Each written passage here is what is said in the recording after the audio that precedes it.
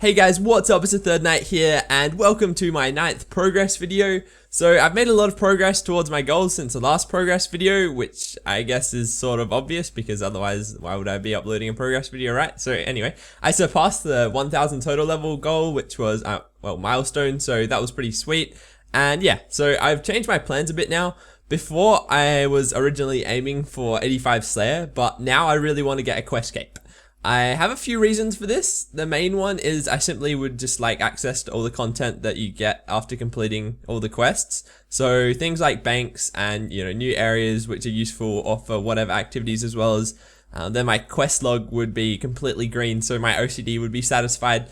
Those are just a few reasons. I was originally wanting to no life the crap out of Slayer, but then I was like, and I wanted to be like the top 100 to get Abyssal Whip or 85 Slayer, but I soon realized that there was no way that was gonna happen. As soon as I had to do, as soon as university started back up, I'm like, oh wait, crap, I've got shit I have to do. So I couldn't do that, which is pretty obvious, but it sort of sucks. Anyway, so now I'm fairly happy to, just get the quests out of the way and then get back into Slayer and go for 85, because, whips are well and truly in the game by now. And it's not like, they're gonna drop to a price that's not worth, getting 85 Slayer for anyway.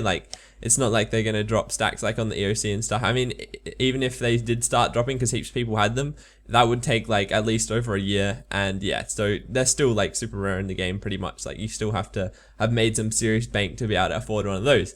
But yeah, so that's the plan for now. And then when I'm getting 85 Slayer, I'll hopefully get some cash for PKing supplies, as well as, the stats for PKing as well. Obviously, I'm going for the Barrows pure build, so that would be really awesome. And yeah, so after 85 Slayer, or sort of once I have the right stats, after I have been doing some more Slayer for a while, and I can do PKing, that'll just be freaking awesome. I'm gonna, while I don't mind quests at the moment, I am, getting withdrawal symptoms from not slaying. So I'll be really looking forward to getting back into Slayer again, because, quests can be a bit tedious. But it will be a tedious week or two now though, because I'm solely aiming to get all the skill requirements to complete every quest, which does include some pretty annoying levels to get.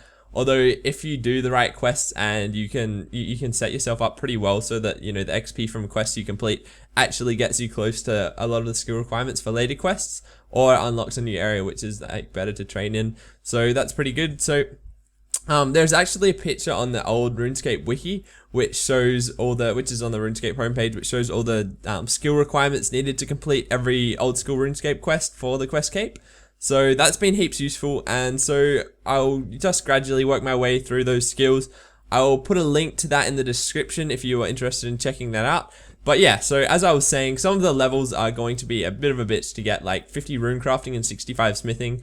That runecrafting, I mean, it seems so daunting to me, but I think, if I remember correctly, you can get some fairly fast, low-level runecrafting XP at places like the Fire Altar. Don't quote me on that though, because I honestly, to be completely honest, the last time I trained runecrafting would have been probably back in 2007 on the main game. So yeah. And yeah, so as well as 66 magic and 59 agility, those are also going to be a bit of a pain to get. Not really sure how I'm going to get the magic. I guess I'll just do some high alching, but I mean, that's fairly slow. Maybe I'll actually go do Slayer for that. Maybe I'll use some bolt spells and stuff, or go dragons or something, but alching can be so slow. And then I'll also get 59 agility, which is going to be a bit slow as well, cause now that the toy mouse thing, where you used to be able to release toy mouses and then pick them back up, and that equaled I think it was 50k XP an hour around that, and that was ridiculously fast XP for low levels. You could do that from really low levels, so it sort of sucks that I didn't make most of that. I only really found out about it as it got banned, so that sort of sucks. But oh well, I'll have to train 59 agility the old way. And yeah, but in reality, those are fairly low levels. Well, they are really low levels. It's just, I'll just have to push through it. Ideally, I would get all the requirements in the next week, but because of university, I think it will be about 2 weeks before I have them and almost have quest cape. I think it's fairly safe to say I should have a quest cape within the next 3 weeks. So that's going to be really nice to have done. And yeah, I'm really looking forward to having completed that and being able to move on to some other stuff. Towards the end of this video, there's going to be some footage of someone getting an untrimmed completionist cape. So I just wanted to quickly mention what that's about. Basically, my friend RSN Reynolds 118 or Chris got his untrimmed completionist cape on the EOC servers, which was absolutely awesome. Huge congratulations to him. Also, congratulations to Promised, another friend who got his recently as well, except I was offline, so I don't have any footage. But yeah, I have known Chris for almost 7 years now on RS, so we know each other pretty well, and he's an awesome guy and a really great friend. I have a lot of memories with him and a lot of fun times together. That sounds a bit gay, so no homo, but massive congratulations to Chris. Epic achievement, my friend, and it has been a pleasure escaping with you. Usually I don't give, big shout outs to people for stuff like that, but I've known Chris for so long and he's such an awesome bloke, so I thought as well as it was well and truly deserved. So for all you EOC haters out there, he said he'd be coming to old school RS soon. He's just doing some bossing and enjoying the cape for a bit, so yeah. Right now the most frustrating thing is watching so many other players PKing. You see like a Sorect and like a Bodhi and stuff, they've been PKing so much and stuff, making like PK videos and everything. It's so cool. I just want to be out there. It's so frustrating not being out there. I really want to be out there, joining them, but because of, the build I want, it will be at least, a month, I would say, before I can start doing some solid PKing. And obviously university would be the main reason behind that, because I think Bodhi's also going for a Barry's Pure. If you don't know like who I'm talking about, which you probably should, but he's a really famous RuneScape YouTuber. But yeah, maybe less than that. I don't know. Sorry, I meant maybe less than a month before I actually can start PKing, which would be really awesome. I have 3 university assignments I still need to complete, but as soon as that, I have to actually complete those in like the next 1 or 2 weeks. But as soon as I've got them out of the way, I think I just have, core university work to do. So things like lectures and practicals, which means I'll have heaps more time to play. And then on top of that, I'll have some first semester holidays coming up.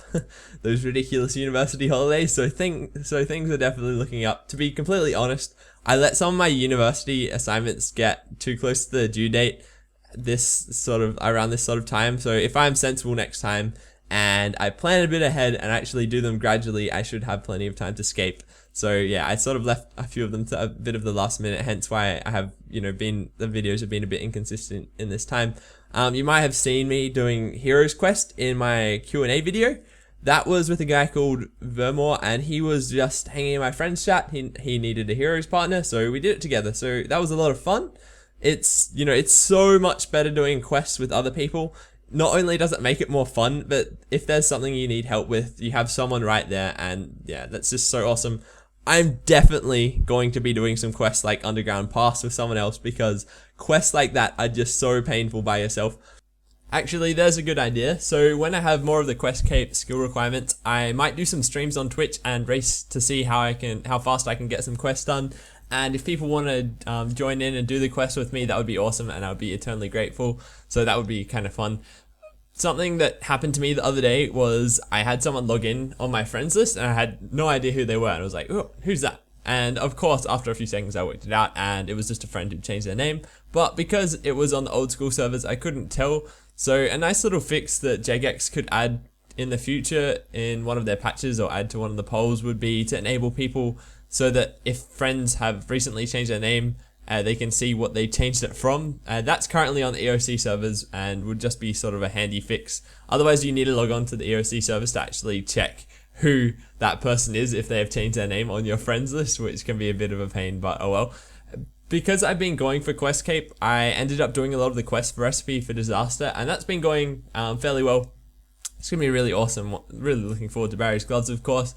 And I have 2 more parts to go before I actually get the awesome Barry's Gloves, which is the monkey part, and then of course Sir Amic Vase, or Vase, or whatever, I don't even know how to pronounce his name. It's kind of funny though how you can do almost all the parts of Recipe for Disaster relatively easy. I mean, the first part I don't think even you need to even really do much for. It's fairly easy, and there's just some fairly basic quests to complete. And then you get up to Sir Amic Vase, and all of a sudden you have to have started Legends quest, which has like a crap load of higher requirements than any of the other quests that you've needed to complete previously to help any of the other people in Recipe for Disaster. But yeah, that's just kind of funny. Now, something that I wanted to talk about while I'm going on about all these quest requirement skills was training and how to train skills the fastest in RuneScape. So put simply, the fastest way to level or gain XP in RuneScape, on average anyway, is through what is called min-maxing.